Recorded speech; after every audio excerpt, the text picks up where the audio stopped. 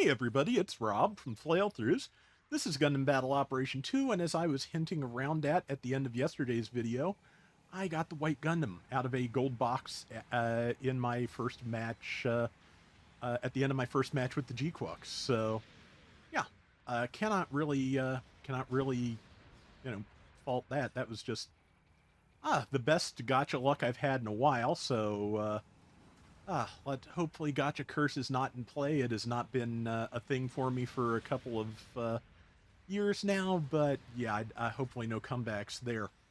I just, since I haven't mentioned it lately, yeah, I just had a real string there of whenever I got really incredibly fortunate gotcha pulls, like my real life just got to be, awful. So yeah, I'm hoping that's not making a comeback because I don't miss that.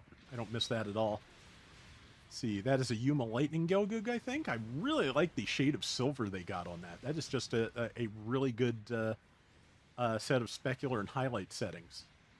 But okay, so the White Gundam is pretty good. It's a 450 general. It has double beam sabers. It has a Char kick.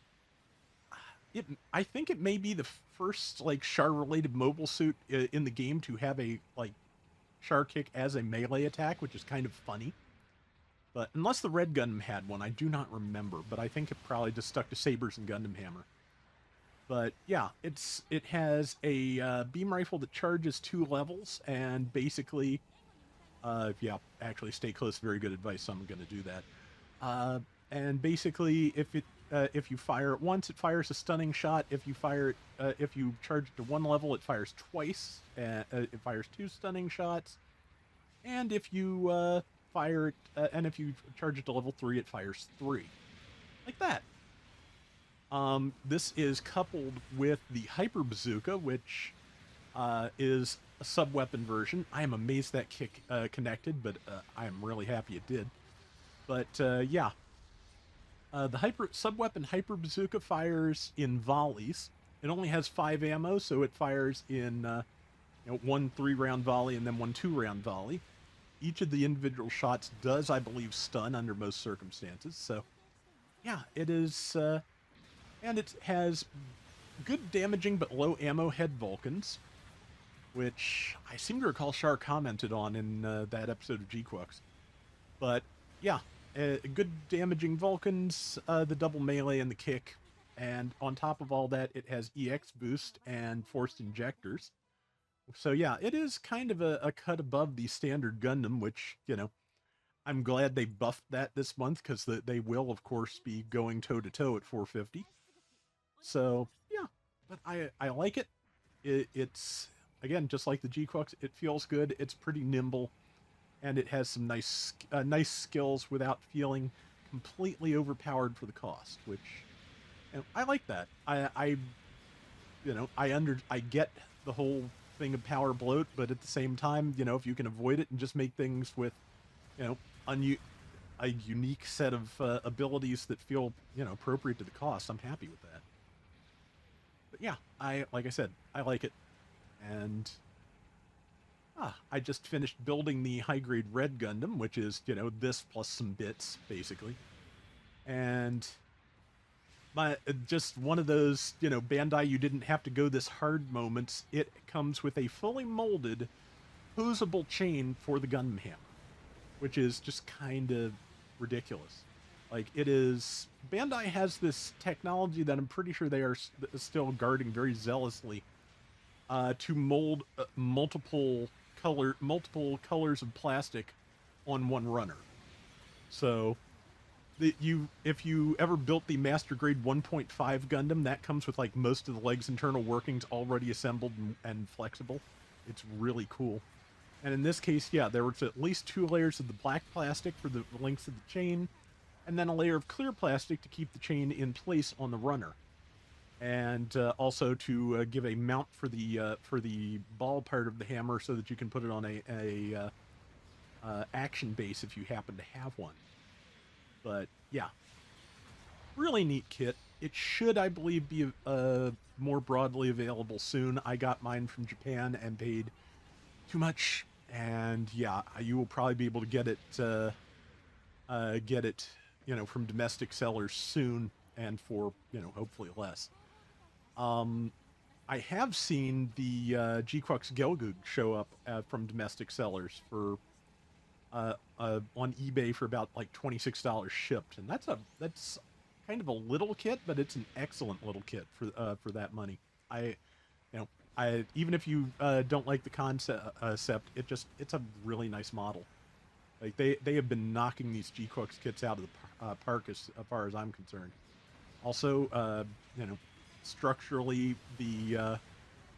or just in terms of assembly, the Gelgoog may be my favorite because it only has like one necessary sticker, I think, for the entire thing, as opposed to the terrifying number of tiny stickers on the G-Crux, the Police Zaku, and the Red Gundam. So, but yeah, like I said, I've really enjoyed G-Crux. I've really enjoyed its mobile suits and designs. If you don't, I get it. Luckily, I'm sure we're going to be getting other things, throughout the anniversary. So, you know, something for everybody is a good way to go in a game with 500 mobile suits, I feel like. But yeah, beyond that, yeah, I don't know what else to say. Just like I'm having fun with this. I had fun with the show. More of this. I brain's gone. Just easily distracted by shiny objects. Oh, since I'm just rambling about Gundam things in general, they did just add Gundam Seed Destiny and Char's Counterattack to G Generation Eternal. So that, pretty good lineup of mobile suits for the Char's Counterattack too. Beyond, the obvious mobile suits from the actual film, the Gyaradoga Kai is in there. The Psycho Doga, as in not the one that shows up here in GBO, but the predecessor to the Alpha Zero. That is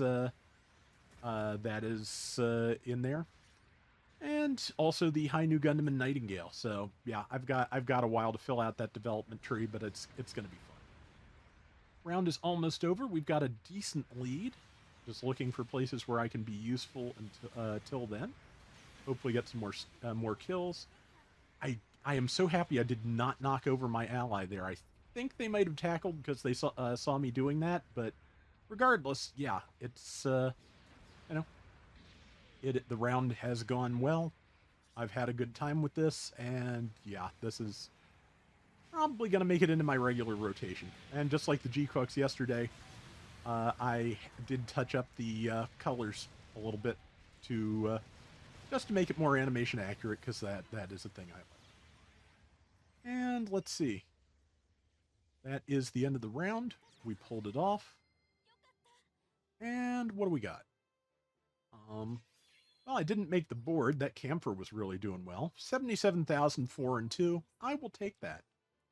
And I'll take whatever's in that bronze box, which, yeah, 1000 DP. I expected that. That is going to do it for today's Gundam Battle Operation 2. We will be back soon with more. Till next time, everybody take care and have fun. Later.